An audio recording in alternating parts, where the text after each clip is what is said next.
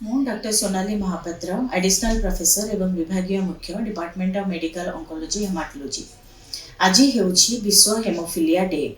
ପ୍ରତିବର୍ଷ ଏପ୍ରିଲ ମାସ 17 ତାରିଖ ଦିନ ବିଶ୍ୱ ହେମୋଫିଲିଆ ଦିବସ ପାଳନ କରାଯାଇଥାଏ। ହେମୋଫିଲିଆ କ'ଣ? ହେମୋଫିଲିଆ ହେଉଛି ଏକ ରକ୍ତଗତ ରୋଗ ଯେଉଁଥିରେ କି ରକ୍ତ ଜମାଟ ବାନ୍ଧିବାରେ ଅସୁବିଧା ହୋଇଥାଏ ଏବଂ ବ୍ଲିଡିଂ ହୋଇଯାଇଥାଏ। ଏହା ଏକ ଜନ୍ମଗତ ଏବଂ ବଂଶଗତ ରୋଗ ଏବଂ ଏକ୍ସ ଲିଙ୍କ୍ଡ। ତା ମାନେ ସ୍ତ୍ରୀ ଲୋକମାନେ ଏଥିରେ କ୍ୟାରିୟର ହୋଇଥାନ୍ତି ଏବଂ ପୁରୁଷ ଲୋକମାନେ ଏ ରୋଗରେ ଆଫେକ୍ଟେଡ୍ ହୋଇଥାନ୍ତି। ଆମ ଶରୀରରେ ପ୍ରାୟ 13ଟି ଫ୍ୟାକ୍ଟର ଅଛି ଯାହାକି ରକ୍ତ ଜମାଟ ବାନ୍ଧିବାରେ ସାହାଯ୍ୟ କରେ। ତା ମଧ୍ୟରୁ ଫ୍ୟାକ୍ଟର 8 ଆବସେଣ୍ଟ ଥିଲେ ତାକୁ ଆମେ ହେମୋଫିଲିଆ ଏ କହୁ, ଯାହାକି 80ରୁ 85% ହେମୋଫିଲିଆ ରୋଗୀମାନଙ୍କ ପାଖରେ ହେମୋଫିଲିଆ ଏ ଦେଖାଯାଇଥାଏ।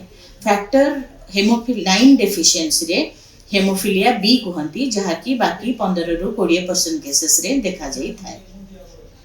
ଯେହେତୁ ଏହା ଏକ ବଂଶଗତ ରୋଗ, ପିଲାମାନେ ଏହି ରୋଗ ସହିତ ହେମୋଫିଲିଆ ସହିତ ଜନ୍ମ ହୋଇଥାନ୍ତି ଏବଂ ଏହା ତାଙ୍କ ସହିତ ରହିଥାଏ ଜୀବନ ସାରା।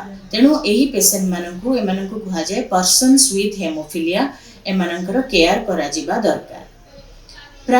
ଯେହେତୁ ଏହା ଏକ ବଂଶଗତ ରୋଗ ଏବଂ ଏକ୍ସ ଲିଙ୍କ୍ଡ, ଏଥିରେ ପ୍ରାୟ 2/3 କେସେସରେ ଫ୍ୟାମିଲି ହିଷ୍ଟ୍ରି ଥାଏ, କିନ୍ତୁ 1/3 କେସେସରେ ଫ୍ୟାମିଲି ହିଷ୍ଟ୍ରି ନଥାଇପାରେ। ଏଥିରେ କ'ଣ ହୁଏ? ରୋଗର ଲକ୍ଷଣ କ'ଣ? ଏ ରୋଗର ଲକ୍ଷଣ ହେଉଛି ବ୍ଲିଡିଂ ହେବା। ବ୍ଲିଡିଂ ଆଇଦର ଟ୍ରିଭିଆଲ ଟ୍ରମା, ସାମାନ୍ୟ ଇଞ୍ଜୁରୀ ପରେ ହେଇପାରେ ବା ଆପେ ଆପେ ହେଇପାରେ, ଡିପେଣ୍ଡିଂ ଅପନ୍ କି କୋଉ ଗ୍ରେଡର ଆମର ହେମୋଫିଲିଆ ଅଛି, ଲାଇକ୍ ମାଇଲ୍ଡ, ମଡରେଟ ଏବଂ ସିଭିୟର। ଯଦି ଆମର ଫ୍ୟାକ୍ଟର 8 କିମ୍ବା 9 ଲେସ୍ ଦାନ୍ 1% ଅଛି, ତାକୁ ସିଭିୟର ଭେରାଇଟି ହେମୋଫିଲିଆ କୁହାଯାଏ। 1ରୁ 5% ପର୍ଯ୍ୟନ୍ତ ମଡରେଟ ଭେରାଇଟି ଏବଂ 5%ରୁ 40% ପର୍ଯ୍ୟନ୍ତ ଥିଲେ ତାକୁ ମାଇଲ୍ଡ ଭେରାଇଟି ହେମୋଫିଲିଆ କୁହାଯାଏ। ତେଣୁ ଡେଫିନେଟଲି ସିଭିୟର ଯେଉଁମାନେ ଲେସ୍ ଦାନ୍ 1%, ସେମାନଙ୍କ କ୍ଷେତ୍ରରେ ବ୍ଲିଡିଂ ଆପେ ଆପେ ପ୍ରାୟ ହୁଏ। ବ୍ଲିଡିଂ କୌଣସି ଜାଗାରୁ ବି ହୋଇପାରେ, ଲାଇକ୍ ପାଟିରୁ ହୋଇପାରେ, ନାକରୁ ବ୍ଲିଡିଂ ହୋଇପାରେ, ଆଣ୍ଡ ଜଏଣ୍ଟ ବ୍ଲିଡିଂ ଗୁଡ଼ା ମୋଷ୍ଟ କମନ ହେମୋଫିଲିଆରେ ହୁଏ। ମସ୍ତିଷ୍କରେ ବ୍ଲିଡିଂ ହେଇପାରେ, ଝାଡ଼ା ପରିସ୍ରା କୋଉଥିରେ ବି ବ୍ଲିଡିଂ ହେଇପାରେ, ମସଲରେ ବ୍ଲିଡିଂ ହେଇଯାଇପାରେ। ଜନ୍ମ ପରେ ମେ ବି ପିଲାମାନଙ୍କ କ୍ଷେତ୍ରରେ ବ୍ଲିଡିଂ ଦେଖାଯାଇ ନପାରେ, ବଟ୍ ଯେତେବେଳେ ସେମାନେ ଗୁରୁଣ୍ଡିବା ଷ୍ଟାର୍ଟ କରନ୍ତି କିମ୍ବା ଚାଲିବା ଷ୍ଟାର୍ଟ କରନ୍ତି, ସେତେବେଳେ ଜଏଣ୍ଟରେ ବ୍ଲିଡିଂ ହୁଏ। ତ ଜଏଣ୍ଟରେ ବ୍ଲିଡିଂ ହେଲେ ବହୁତ ଅସୁବିଧା ହୁଏ। ଜଏଣ୍ଟ ବ୍ଲିଡିଂ କିମ୍ବା ମସଲରେ ବ୍ଲିଡିଂ ଆମେ ଜାଣିବା କେମିତି? ଏଥିରେ ଜଣାପଡ଼େ ଯେ ସେ ଜାଗା ଫୁଲିଯାଏ, ପେନ୍ ହୁଏ, ସେ ଜଏଣ୍ଟର ମୁଭମେଣ୍ଟରେ ରେଷ୍ଟ୍ରିକ୍ସନ ହେଇଯାଏ, ପେନ୍ ହୁଏ ମୁଭମେଣ୍ଟରେ, ସେ ଜାଗାରେ ଟେମ୍ପରେଚର ବଢ଼ିଯାଇଥାଏ। ଏଥିରୁ ଜାଣିବା ଯେ ବ୍ଲିଡିଂ ହେଲା।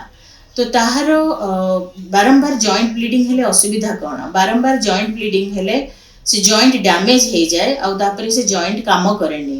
ତେଣୁ ସେତେବେଳେ ବହୁତ ଅସୁବିଧା ହୁଏ, ଲୋକ ବିକଳାଙ୍ଗ ବି ହେଇପାରନ୍ତି, ହେମୋଫିଲିକ ହେମ୍ ଆର୍ଥ୍ରୋପାଥି ହେଇପାରେ। ଆର ଟ୍ରିଟମେଣ୍ଟ କ'ଣ? ଯେତେବେଳେ ଆକ୍ଟିଭ ବ୍ଲିଡିଂ ରହିବ ସେତେବେଳେ ପ୍ରାଇସ୍ ଥେରାପି କରାଯାଏ। Protection of the joint, rest, ice compression and ଆମର ଯେଉଁ କମ୍ପ୍ରେସନ ବ୍ୟାଣ୍ଡେଜ ଆପ୍ଲାଏ କରିବା, ଏଲିଭେଟ କରିକି ରଖିବା, ଏତକ ହେଉଛି ଫିଜିଓଲୋଜିକାଲ ମେଜର୍ସ ଆମେ ନେଉ। ତାପରେ ଡେଫିନେଟ୍ ଟ୍ରିଟମେଣ୍ଟ ହେଉଛି ଫ୍ୟାକ୍ଟର ରିପ୍ଲେସମେଣ୍ଟ ଥେରାପି। ତେଣୁ ଫ୍ୟାକ୍ଟର 8 ବା 9 ଯାହା ବି ଡେଫିସିଏଣ୍ଟ ଅଛି, ଫ୍ୟାକ୍ଟର ରିପ୍ଲେସମେଣ୍ଟ ଦିଆଯାଏ। ଫ୍ୟାକ୍ଟର ରିପ୍ଲେସମେଣ୍ଟ ଦେଲା ପରେ ତାପରେ ଜଏଣ୍ଟରେ ଯେଉଁ ବ୍ଲିଡିଂ ହେଇଥାଏ ଧୀରେ ଧୀରେ ତାପରେ ତାର ସିମ୍ପଟମ୍ସ କମିଯାଏ। ତେଣୁ ଯେତେବେଳେ ଜଏଣ୍ଟ ଆକ୍ଟିଭ ବ୍ଲିଡିଂ ଥିବ ଆମେ ପ୍ରାଇସ୍ ଥେରାପି ଦେବା, ଫ୍ୟାକ୍ଟର ରିପ୍ଲେସମେଣ୍ଟ ଦେବା।